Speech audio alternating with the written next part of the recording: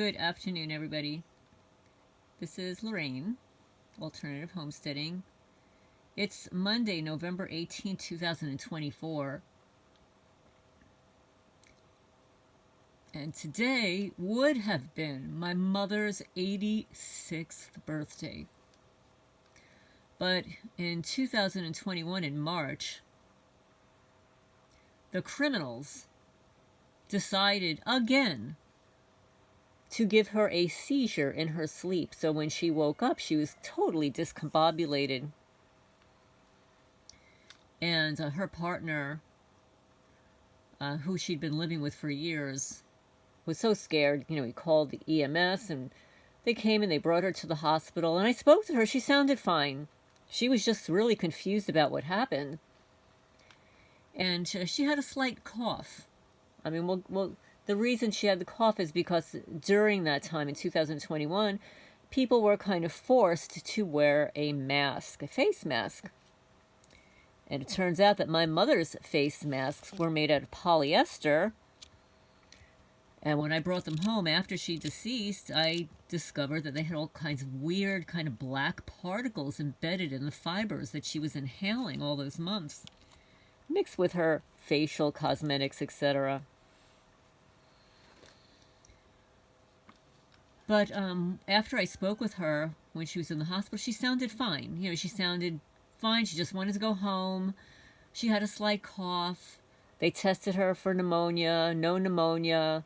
The EMS said that she was alert and doing fine. I've got all of that on a testimony with Dr. Brian Artis, who interviewed me about this calamity, this tragedy, where they were extinguishing people across the country. And then I didn't hear from her. I tried calling the hospital, and literally for almost 3 days I could not speak with her. They kept telling me she was asleep. My mother would not be asleep. They put her to sleep, or they did something to her so that she couldn't speak to anyone. And during that time, you weren't even allowed to have visitors. It was horrible. The long story short was, on March 17, 2021, 9 days later, she didn't exist anymore. She passed away suddenly at age 82. So I'm going to show you my mom here. And I'm going to read the remembrance left on the funeral home. So here you go. This is my mom. And that was taken at the law firm that she worked for. It was either 32 or 33 years. She worked at the same law firm. And my mother was very supportive of me. She knew that I was targeted. She would drive down, from New York so that I could go grocery shopping and not have my house broken into. And she actually witnessed my criminal neighbors coming out and signaling to each other after I would leave the house. She witnessed my healthy cats deteriorating. She witnessed my house suddenly deteriorating. She knew that it wasn't me, that it was being done to it. She's the one that hired a security company to come out and sweep my house. They wouldn't even speak to me inside. My mother was very supportive, and I'm so sorry for all those people out there whose families don't believe you. My mother wasn't one of them. She believed me. In fact, it was with my mother when we were talking on the phone about how they're getting into my house at night. She just couldn't believe that they were getting in. So she says, they have to be getting in somehow. She says, check your windows. I'm on the phone with her. I check all of my windows except the last one downstairs in the addition. The corner window was unlocked. I never unlock those windows. So it's because of my mother's persistence that I actually found the window that they were entering at night. So I'm going to read the remembrance to my mother. It was a collaborative effort between my brother, my daughter, and I. On March 17, 2021, Claire Sirigliano passed away suddenly at age 82. Claire Mirsky My mother was Polish and Russian. Claire Mercy was born in the Bronx, New York, November 18, 1938. She is the daughter of Ann Gerber, who, by the way, was in her 90s when she passed away. Just to give you some idea of the longevity in my family, okay? And Sidney Mirsky, which was her father, and he died in a nursing home after a box had fallen on his shoulders, which paralyzed him from the neck down. I think it's called Lou Gehrig's disease. So he was in his late 80s. Upon graduating Christopher Columbus High School, which is the same high school I graduated from, and we actually had the same science teacher, hilarious, she married Renato Ray Valenti at the age of 18. My mother was 18 years old when she got married. As a later divorced single parent, Claire was forced to find employment and somehow raised 2 children within the assistance of her then young cousin Arlene. Without any skills, she decided to become a beautician, and she worked hard to perfect her skills and attain her license, often working 60 hours per week.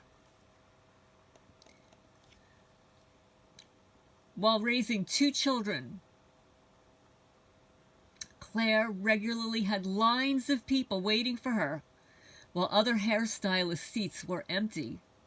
For 22 years, she made her clients look and feel pretty, and they were willing to wait longer just to sit in her chair.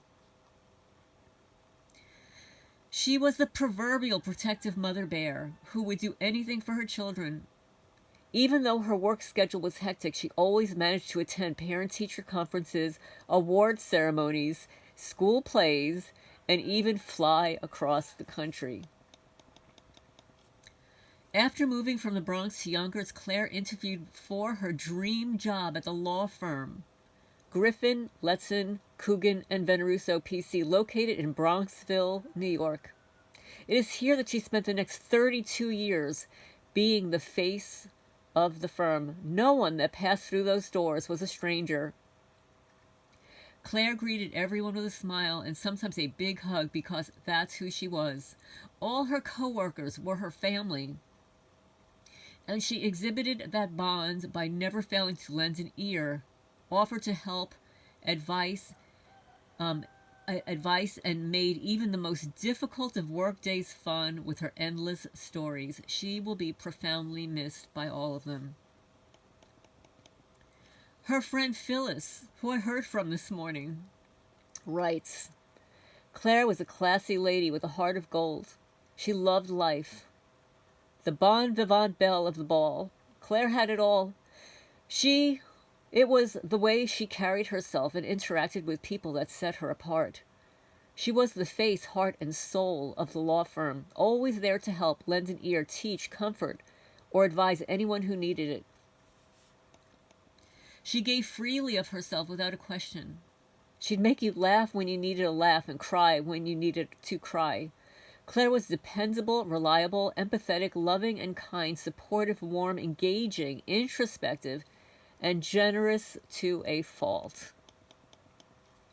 Her desk drawers were armed with all of life's necessities of comforts for every occasion and incident: makeup, perfume, nail polish, aspirin, Band-Aids, dental floss, a sewing kit for the dropped hem or tear. Her desk, like her persona, accommodated every aspect of daily life. She loved her job and she loved people.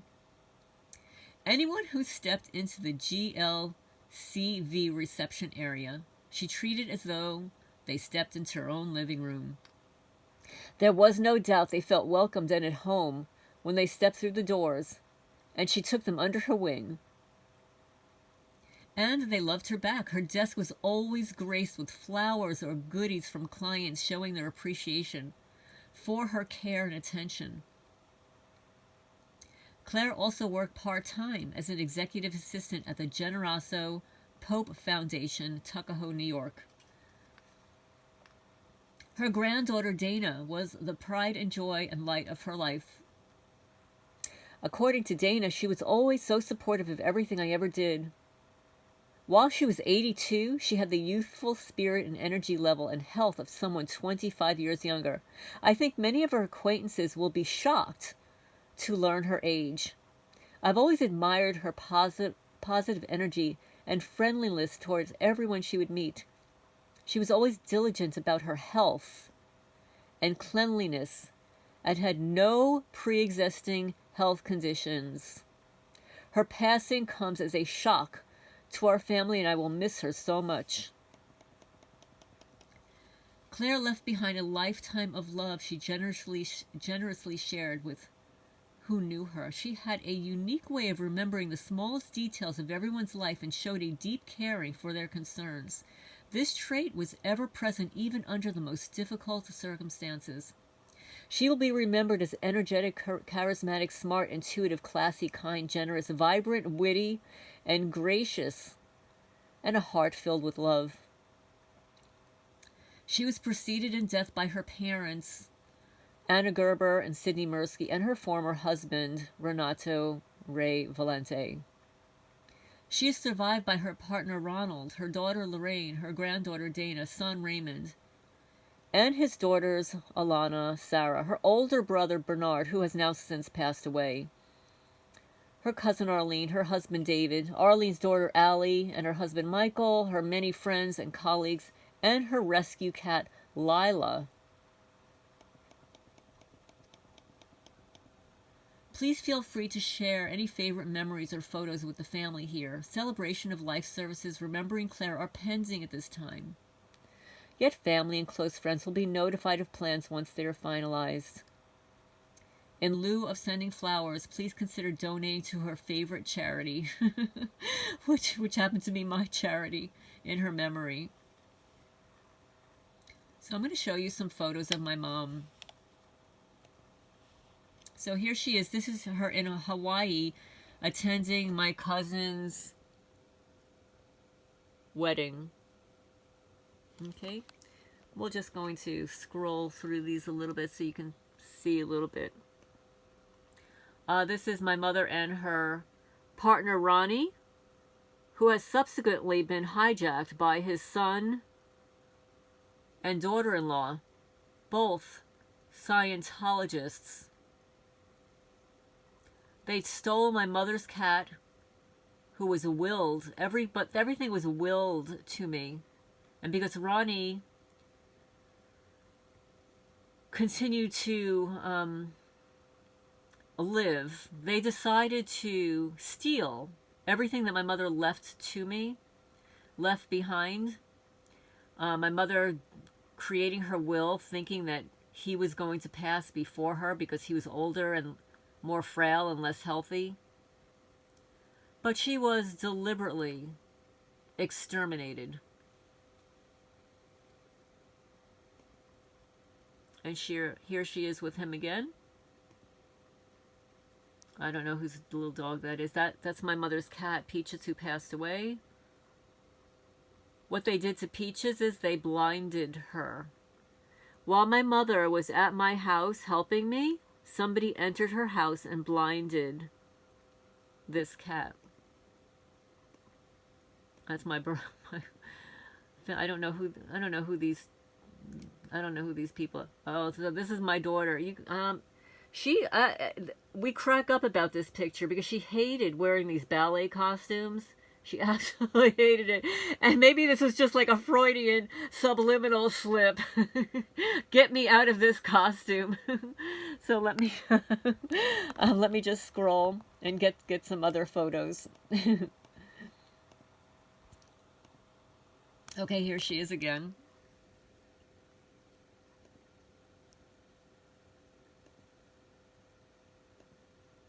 This is my father. This is my father working at IBM.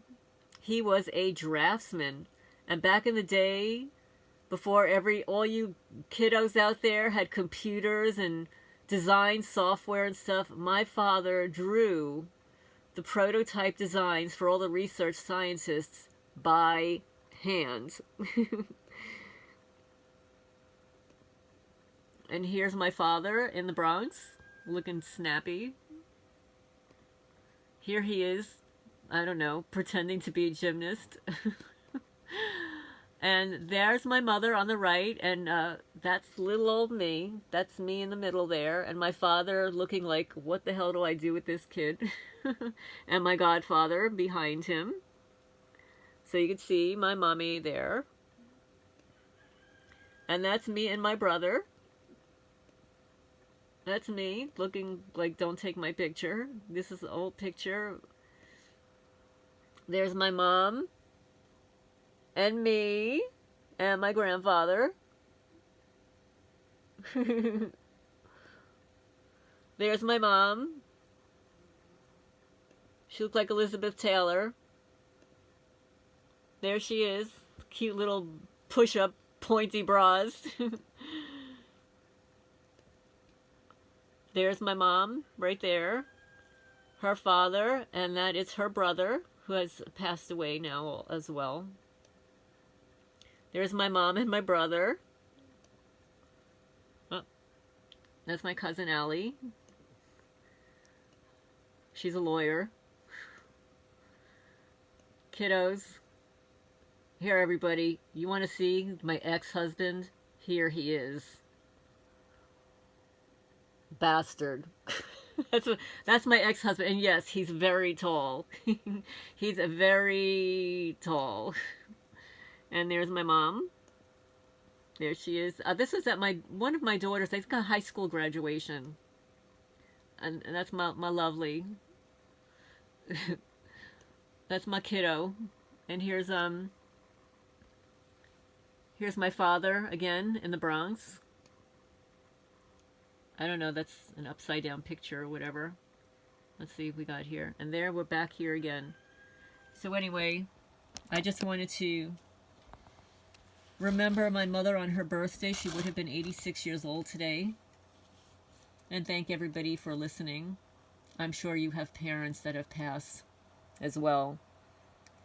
My mother's was unnecessary and a result of being in this program. And she supported me. She understood. In fact, when I told her what was happening, she says, "Oh, you mean like a Manchurian candidate?" And as I looked at her like, how do you even know what that is? She's watched way too many films. My mom. She's a film buff. She watched them all. Like, you know, all the monster pictures, the Frankenstein, the Invasion of the Body Snatchers, and all that stuff. All those movies I was clueless about that she would watch. But Mom, we're remembering you today on your birthday. You would have been 86 years old and you left us too soon. This is Lorraine. Please remember to hit the thumbs up. Signing off for now.